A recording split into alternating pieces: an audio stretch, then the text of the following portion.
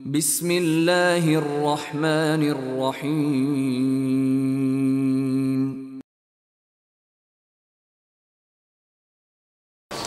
ان الحمد للہ نحمده ونستعینه ونستغفره ونؤمن به ونتوکل علیہ ونعوذ باللہ من شرور انفسنا ومن سیئات اعمالنا من يهده الله فهو المهتد ومن يضلل فلن تجد له وليا مرشدا واشهد ان لا اله الا الله وحده لا شريك له في الخلق والامر واشهد ان سيدنا وشفيعنا وحبيبنا ومولانا محمدا عبده ورسوله فاللهم صل على محمد وعلى ال محمد كما صليت على ابراهيم وعلى ال ابراهيم انك حميد مجيد اللهم بارك على محمد وعلى ال محمد كما باركت على ابراهيم وعلى ال ابراهيم في العالمين انك حميد مجيد اما بعد قال الله تبارك وتعالى في القرآن المجيد والفرقان الحميد اعوذ بالله السميع العليم من الشيطان الرجيم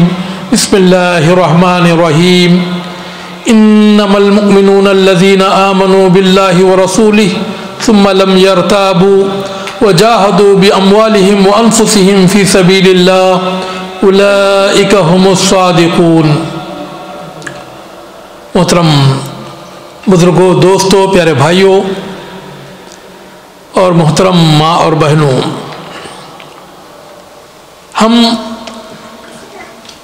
ایک لفظ ایمان اور ایک لفظ اسلام عام طور پر سنتے رہتے ہیں۔ اسلام اور ایمان، اسلام یہ 5 چیزوں کا نام ہے۔ 5 چیزوں کو اگر آپ نے مان لیا تو وہ اسلام ہے۔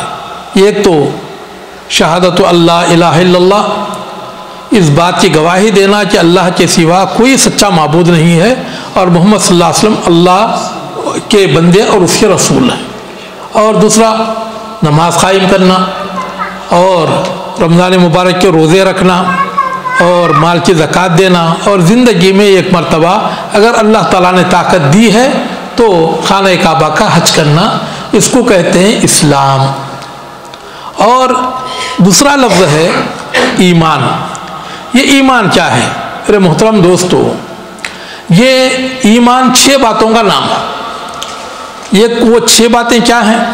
آمنت باللہ وملائکتہ وکتبہ ورسلہ والیوم الآخر والقدر خیرہ وشرہ، کہ میں اللہ پر ایمان و یقین رکھتا ہوں اور اللہ تعالیٰ کے فرشتوں پر، اللہ تعالیٰ کی کتابوں پر، اللہ تعالیٰ کے رسولوں پر اور آخرت کے دن پر، اور اچھی اور بری تقدیر جو کچھ اللہ تعالیٰ نے میرے حق پہ لکھی ہے تو اس پر میں ایمان و یقین رکھتا ہوں، تو اسے کہتے ایمان۔ اور ایمان کے 3 شروط ہیں۔ ایک تو یہ ہے کہ اقرار باللسان، آپ زبان سے اقرار کریں کہ اللہ تعالیٰ ہے، اللہ کے رسول صلی اللہ علیہ وسلم اس کے سچے رسول ہیں، اور اسی طرح جو بھی اللہ تعالیٰ کے فرشتے، اللہ تعالیٰ کی کتابیں، ان تمام کو آپ زبان سے مانیں۔ یہ ایک پہلی شرط۔ دوسری شرط یہ ہے کہ وہ تصدیق بالقلب، دل میں ان کو سچا سمجھنا کہ بھئی اللہ تعالیٰ ہے، اگرچہ کہ ہم کو نظر نہیں آ رہا ہے لیکن یہ کائنات کی ایک چیز چلا چلا کر کہہ رہی ہے کہ اس کا بنانے والا اوپر والا ہے، اور اس کو آدمی دل سے سچا سمجھنا، تو یہ دوسری شرط ہے۔ اور تیسری شرط یہ ہے کہ وہ عمل بالارکان، کہ آدمی وہ عمل بالجوارح، جو اللہ تعالیٰ نے ہاتھ، پیر اور جو اس جسم سے عطا کیا ہے تو اس کے ذریعے سے آدمی ان چیزوں کو کرے۔ مثلا نماز پڑھنا ہے تو پڑھ کر دکھائے، روزہ جو رکھنا ہے رکھ کر دکھائے، اور زکوٰۃ دینی ہو تو دے کر وہ دے، اور حج اگر کرنا ہو تو وہ اپنے جسم کے ساتھ اور اپنے وجود کے ساتھ اسے کر دکھائے۔ یہ ایمان کی شروط ہے۔ میرے محترم دوستو، ایمان کی حقیقت کیا ہے؟ جب آدمی مسلمان ہوتا ہے تو گویا کہ وہ مان لیتا ہے کہ اللہ تعالیٰ ایک ہے، اللہ کے رسول صلی اللہ علیہ وسلم کے رسول صلی اللہ علیہ وسلم اس کے پیغمبر ہیں، اور پھر نماز اور روزہ وغیرہ ان تمام کا وہ اقرار کرتا ہے. یعنی اسے دل میں سچا سمجھتا ہے یا نہیں سمجھتا تو وہ الگ مسئلہ ہے. تو ہر جو شخص جو مسلمان ہوتا ہے ضروری نہیں ہے کہ وہ مومن بھی ہو. اللہ کے رسول صلی اللہ علیہ وسلم کے زمانے میں کچھ بدو لوگ آئے اور آ کر وہ صبح میں انہوں نے کلمہ پڑھا اور دوپہر میں کہنے لگے اب تو ہم مومن ہو گئے، اب تو ہم مومن ہو گئے. اللہ تعالیٰ نے فرمایا قالت الاعراب آمنا قل لم تؤمنوا ولكن قولوا اسلمنا ولما يدخل الايمان في قلوبكم. کہ یہ بدو لوگ کہتے ہیں کہ ہم لوگ مومن ہو گئے. آپ ان سے کہہ دیجئے کہ ابھی تم مومن نہیں ہوئے ہو، بلکہ تم یہ کہو کہ ہم مسلمان ہوئے. وَلَمَّا يَدْخُلِ الْإِيمَانُ فِي قُلُوبِكُمْ، ابھی ایمان تمہارے دلوں کے اندر اترا نہیں ہے، داخل نہیں ہوا ہے. وَإِن تُطِيعُوا اللَّهَ وَرَسُولَهُ لَا يَلِتْكُم مِّنْ أَعْمَالِكُمْ شَيْئًا، اگر تم اللہ اور اس کے رسول کی اطاعت کرو گے تو اللہ تعالیٰ تمہارے اعمال میں سے کچھ بھی کمی نہیں کرے گا. تو اسلام جو ہوتا ہے جیسا جیسا آپ اللہ اور اس کے رسول کی اطاعت کرتے جائیں گے تو وہ پھر ایمان بن کر دل کے اندر اترتا ہے. اور لفظ ایمان جو ہے اس کا اردو کے اندر کوئی ایک ایسا لفظ نہیں ہے کہ اس کا جو حقیقی مفہوم ہے وہ ہم کو سمجھا سکے، بلکہ میں ایک مثال کے ذریعے سے میں آپ کو سمجھانے کی کوشش کرتا ہوں کہ ایک نوجوان لڑکا باہر اگر جاتا ہے تو دیکھتا ہے کہ کئی نوجوان لڑکیاں گھوم رہی ہیں، چل پھر رہی ہیں، تو وہ کسی خوبصورت لڑکی کو دیکھتا ہے اور بار بار اس کی آنکھیں خیانت کرتی ہیں. اسے وہ دیکھتا ہے، اسے گھورتا ہے اور اسے چھونے کی کوشش کرتا ہے، اس تک پہنچنے کی وہ پلان بناتا ہے. تو یہ سب کچھ آج ہم دیکھ رہے ہیں کہ نہیں؟ لیکن اس سے زیادہ خوبصورت اس کی ایک اپنی بہن رہتی ہے یا اس کی ایک اپنی بیٹی رہتی ہے، لیکن اس نظر سے وہ نہیں دیکھتا اسے جیسا کہ وہ دوسری عورتوں کو دیکھتا ہے یا دوسری لڑکیوں کو دیکھتا ہے. کیوں؟ کس لیے؟ حسین تو وہ بھی ہے، خوبصورت تو یہ بھی ہے، تو اس کو کیوں نہیں دیکھتا؟ اس لیے نہیں دیکھتا کہ وہ اس بات پر ایمان لایا ہوا ہے یہ میری بہن، یہ اس بات پر ایمان لایا ہوا ہے کہ وہ میری بہن ہے. اور جس طرح ہم اپنے باپ کے باپ ہونے پر ایمان لائے ہیں، ماں کے ماں ہونے پر ایمان لے آئے ہیں، تو اس سے زیادہ یہ یقین ہمارے دل کے اندر ہونا چاہیے کہ اللہ رب العالمین ساتوں آسمانوں پر ہے اور وہ میری ہر حرکت کو دیکھ رہا ہے. اور یعلم خائنۃ الاعین وما تخفی الصدور، اگر کوئی بندہ ایک جگہ بیٹھا ہوا ہے وہ کچھ بھی نہیں کر رہا ہے لیکن آنکھیں اس کی حرکت کر رہی ہیں، آنکھوں سے خیانت وہ کر رہا ہے، تو دنیا والے اسے نہیں دیکھ سکتے لیکن رب العالمین اسے ضرور دیکھ رہا ہے. ہمارے دل کے اندر کیا کیا خیالات آ رہے ہیں، حالانکہ ہم کوئی کام نہیں کر رہے لیکن دل کے اندر جو خیالات رینگتے ہیں اسے بھی اللہ رب العالمین جانتا ہے. تو میرے محترم دوستو، ایمان کہتے ہیں ایسے گہرے یقین کو جو کہ انسان کے دل، اس کے دماغ اور اس کے سارے جسم کے اوپر چھا جائے، تو ایسے یقین کو ایمان کہتے ہیں. تو اور اس کی ایک میں نے مثال کے ذریعے سے آپ کو سمجھانے کی کوشش کی کہ جب انسان اپنے بہن کے بہن ہونے پر ایمان رکھتا ہے تو پھر اس کے ساتھ دن کے اجالے میں تو کیا رات کے اندھیرے میں بھی برائی کرنے کی وہ سوچ نہیں سکتا، حتیٰ کہ خواب میں بھی نہیں دے سکتا کہ وہ اپنے بہن کے ساتھ کوئی برائی کر رہا ہے. کیوں؟ اس لیے کہ اس کے بہن ہونے کا جو یقین ہے اس کے دل، اس کے دماغ اور اس کے ہاتھ پیر اور دماغ اور سارے جسم پر چھایا ہوا ہے، تو اسے کہتے ہیں ایمان. جب بندہ اللہ تعالیٰ پر ایمان رکھتا ہے تو گویا کہ وہ یہ یقین رکھتا ہے کہ میرا رب میری ہر حرکت کو دیکھ رہا ہے، میں چاہے کوئی نیکی کا کام کروں، کوئی برائی کروں، تو تب بھی میرا رب مجھے اچھی طرح دیکھ رہا ہے، اور وہ اس بات پر ایمان و یقین رکھتا ہے کہ ایک نہ ایک دن قیامت کا دن آنے والا ہے، مر کر مجھے اللہ رب العالمین کے سامنے پیش ہونا ہے، اور میرے ہر اچھے اور برے جو میرے کرتوت ہیں تو اللہ رب العالمین اچھے ہوں تو اس کے جزا دے گا، اور اگر برے ہیں تو اس کی سزا دے گا۔ اور وہ دن ایسا ہوگا کہ فَمَن يَعْمَلْ مِثْقَالَ ذَرَّةٍ خَيْرًا يَرَهُ وَمَن يَعْمَلْ مِثْقَالَ ذَرَّةٍ شَرًّا يَرَهُ، جس نے ذرہ برابر بھی نیکی کی ہوگی تو اسے بھی وہ دیکھ لے گا، اور 1000 پردوں کے اندر چھپ کر بھی اگر اس نے تھوڑی سی بھی ذرہ برابر بھی اگر اس نے گناہ کیا ہوگا، برائی کی ہوگی، تو اس کو بھی وہ پالے گا۔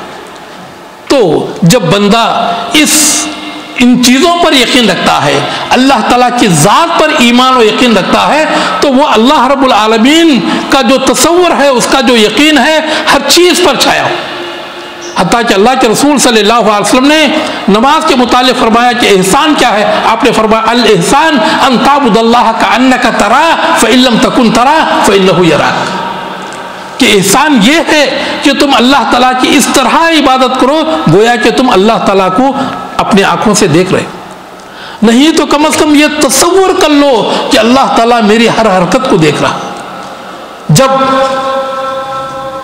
یہ ایمان، جب یہ یقین انسان کے دل، دماغ اور اس کے سارے وجود پر چھا جاتا ہے، تو پھر ایسا انسان کسی کو دھوکہ نہیں دے سکتا، کسی کا مال چرا نہیں سکتا، کسی کا مال ناحق نہیں کھا سکتا، اور وہ کسی کے ساتھ برائی نہیں کر سکتا۔ آج دنیا کے اندر جتنے بھی فتنہ و فساد ہیں وہ سارے کے سارے ختم ہو جاتے ہیں ایمان باللہ کی وجہ سے، ایمان بالآخرت کی وجہ سے۔ جب انسان اس بات پر یقین رکھتا ہے کہ اگر میں نے کسی کے ساتھ بھی کوئی بھی برائی کیا تو میرا رب اسے اچھی طرح سے دیکھ رہا ہے، ہو سکتا ہے کہ اللہ تعالیٰ اسی دنیا میں اس کا بدلہ دے، یا نہیں تو آخرت کا دن تو جو کہ یوم جزا ہے، مالک یوم الدین، قیامت کا دن کا مالک ہے، اس دن اللہ رب العالمین میری ہر اچھائی اور برائی کا اللہ رب العالمین مجھے بدلہ دے گا۔ جب یہ یقین آ جاتا ہے، اس کو کہتے ہیں ایمان۔ اور ایسا بندہ چاہے دن کا اجالا ہو کہ رات کا اندھیرا ہو، وہ ہمیشہ اپنے رب کو اپنے نظروں کے سامنے رکھتا ہے۔ وہ رات کی تاریکی میں بھی کوئی غلط کام نہیں کر سکتا۔ حضرت یوسف علیہ السلام کو جس وقت زلیخا نے برائی کی دعوت دی اور سارے کھڑکیاں دروازے بند کر کے کہا ہے تلک، اے جناب آ جائیں، یہ حسن آپ کے راہ تک رہا ہے، میں ایک زمانے سے آپ کے انتظار میں ہوں، تو یہ حضرت یوسف علیہ السلام نے کہا قال معاذ اللہ، اللہ کی پناہ، ایسا نہیں ہو سکتا، انہ ربی احسن مثوای، ایک تو اللہ رب العالمین، اور دوسرا یہ جو ایک گھر کا مالک ہے جس نے کہ مجھے اچھا رکھا ہے، بیٹے کی طرح مجھے پالا پوسا ہے، یہ ہرگز نہیں ہو سکتا کہ ایک تو میں رب العالمین کی نافرمانی کروں، اور دوسرا میں اپنے وہ محسن جو کہ میرا اس گھر کا مالک ہے اس کے ساتھ غداری کروں، یہ نہیں ہو سکتا۔ میرے محترم دوستو، اسے کہتے ایمان، اور یہ ہر مسلمان کے لیے ضروری ہے کہ یہ چیز ہمارے دلوں میں آ جائے۔ جب یہ چیز ہمارے دل میں آ جائے گی تو میرے محترم دوستو، آج لوگ یہ کہتے ہیں کہ مسلمان پریشان ہیں، مسلمان پریشان، بلکہ اگر کوئی ایسے کریکٹر اور کوئی ایسے اخلاق والا انسان مل جائے تو لوگ اس کے راستے سے جب بھی گزریں گے تو عقیدت و محبت کے ساتھ اس کو دیکھیں گے اور اس کے راستے کے اوپر چلنے کی کوشش کریں گے۔ آپ انڈونیشیا لے لیجئے، ملیشیا لے لیجئے، یہاں پر یا سری لنکا لے لیجئے، یہاں پر کون سے مسلمان گئے تھے، کون سے جنگیں وہاں پر ہوئی تھی، یا مسلمانوں نے کون سے ملک فتح کیے تھے؟ فتح صرف یہ ہے کہ ایک مومن کے کردار نے ان ملکوں کو فتح کر لیا۔ جب انہوں نے دیکھا کہ مومن ایسا ہوتا ہے تو کہا کہ ہم بھی ایسے ہی بن جاتے ہیں۔ میرے محترم دوستو، حضرت عمر بن خطاب رضی اللہ تعالیٰ عنہ کے تعلق سے آتا ہے، عبداللہ بن دینار کہتے ہیں کہ میں حضرت عمر بن خطاب رضی اللہ تعالیٰ عنہ کے ساتھ حج پر جا رہا تھا، دیکھا کہ ایک چرواہا اپنی بکریوں کو ہانک کر وہ پہاڑ سے نیچے اتر رہا. حضرت عمر رضی اللہ تعالیٰ عنہ رک گئے اور اپنے ساتھی سے کہا ذرا آزماتے ہیں کہ یہ کیسا ہے. کہ جو ہی وہ غلام آیا تو آپ نے ایک بکری کو پکڑ کر کہا بینی ھذا الشاۃ، یہ بکری مجھے بکا دو. تو اس نے کہا کہ حضرت عمر کو نہیں جانتا تھا. اس نے کہا کہ حضرت میں غلام ہوں، میرا کام بکریوں کو چرانا ہے، بکانا میرے اختیار میں نہیں ہے.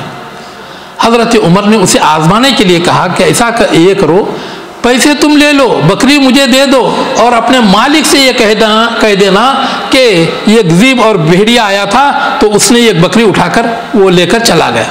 عذر بھی معقول، تم کو پیسے مل جائیں گے، مجھے بکری مل جائے گی. تو اس چرواہے نے حضرت عمر کو گھور کر دیکھا، گویا کہ وہ صورتحال سے یہ کہنا، وہ زبان حال سے یہ کہنا چاہ رہا تھا حضرت صورت تو بڑی نورانی ہے لیکن کیسی شیطانی تدبیر آپ مجھے دے رہے ہیں.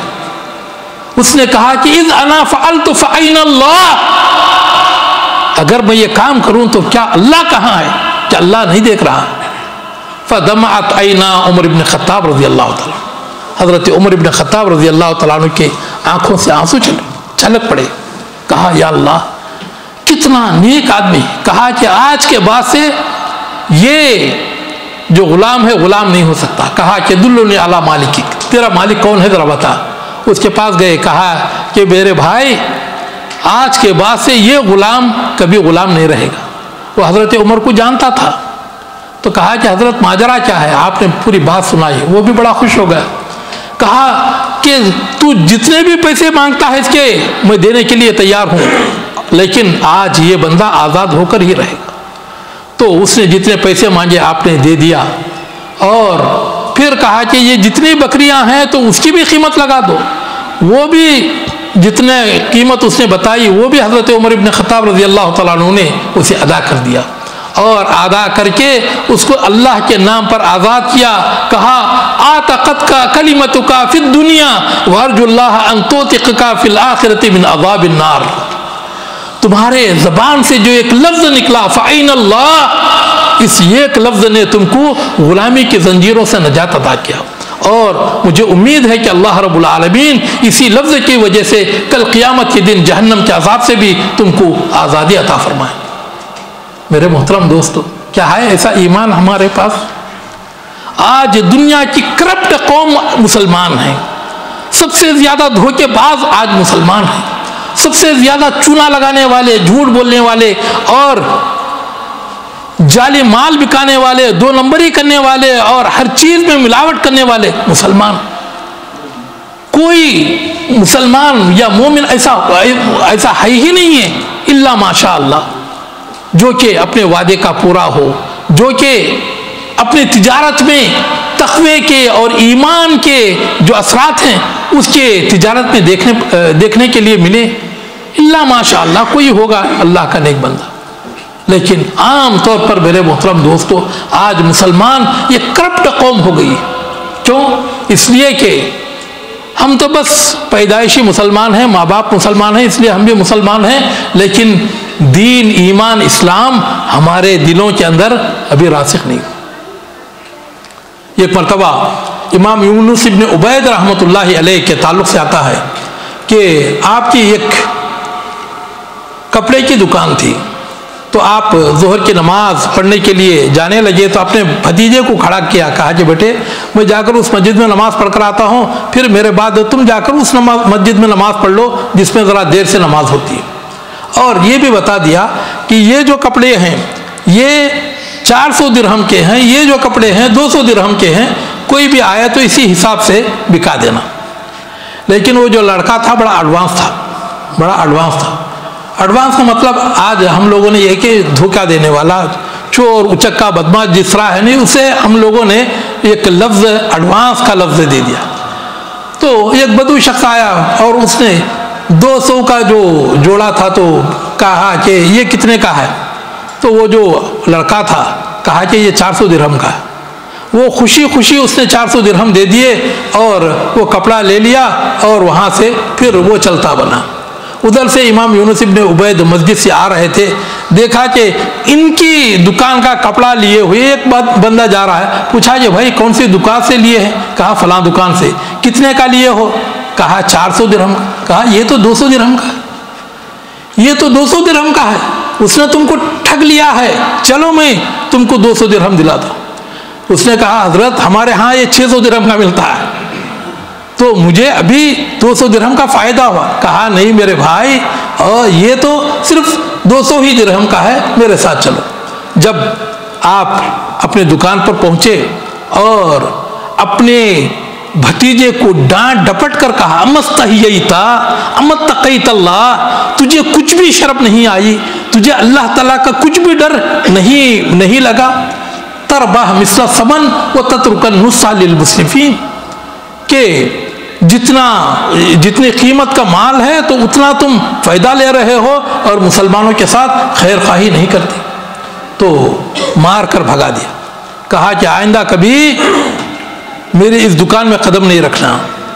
اگر ہم رہتے تو کہتے بڑا ایڈوانس ہے بچہ، بڑا ہوشیار ہے، بڑا یہ آئندہ چل کر بڑا بزنس مین بنے گا، بہت سارے لوگوں کو چونا لگائے گا، بہت سارے لوگوں یہ مال کھا لے گا۔ میرے محترم دوستو، آج ہمارا معاشرہ اس طرح کا تیار ہو گیا ہے، ہم دھوکے کو ایک ہنر سمجھ رہے ہیں۔ میرے محترم دوستو، حضرت عمر کے ہی تعلق سے یہ آتا ہے کہ ایک ڈاکو آپ کے پاس لایا گیا، چور تھا، اس نے بڑی چوریاں کی تھی، کہا کہ اس کا ہاتھ کاٹو۔ تو وہ جو چور بولا، اس نے کہا کہ یا امیر المؤمنین اقطع لسان امی قبل ان تقطع یدی، پہلے میری ماں کی زبان کاٹو، بعد میں میرا ہاتھ کاٹو۔ کہا کہ بھئی تیری ماں کی زبان کیوں کاٹو؟ کہا حینما کنت صبیا سرقت بیضۃ من الجیران فاتیت بها الی امی فقالت الحمدللہ صار ابنی اليوم رجلا۔ جب میں بچہ تھا تو پڑوس کے گھر سے میں انڈا چرا کر لا کر میری ماں کو دیا، میری ماں نے اس انڈے کو لے کر کہا یا اللہ تیرا بڑا شکر ہے، آج میرا بچہ جوان ہو گیا۔ یعنی خوشی کا اظہار اس نے کیا اور اس نے اسے شاباشی دی۔ تو اس کے بعد پھر میں پہلے انڈے چراتا تھا، بعد میں مرغیاں چرانے لگا، بعد میں بکریاں چرانے لگا، بعد میں اونٹ چرانے لگا، اور اس کے بعد میں بڑا چور ہو گیا۔ تو اس لیے پہلے میری ماں کی زبان کاٹو، بعد میں میرا ہاتھ کاٹنا۔ آج ہمارا بالکل معاشرہ مسلمانوں کا اس طرح ہو چکا ہے۔ آج مسلمان تو ہیں لیکن ایمان سے خالی ہیں۔ اللہ رب العالمین سے دعا ہے کہ اللہ رب العالمین مجھ کو اور آپ کو اور تمام مسلمانوں کو ایمان پر عمل کرنے کی توفیق عطا فرمائے۔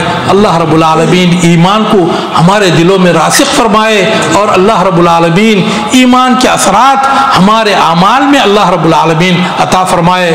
آمین۔ وآخر دعوانا الحمدللہ رب العالمین۔ اقول قولی ھذا واستغفر اللہ لی ولکم ولسائر المسلمین من کل ذنب فاستغفروہ انہ هو الغفور الرحیم۔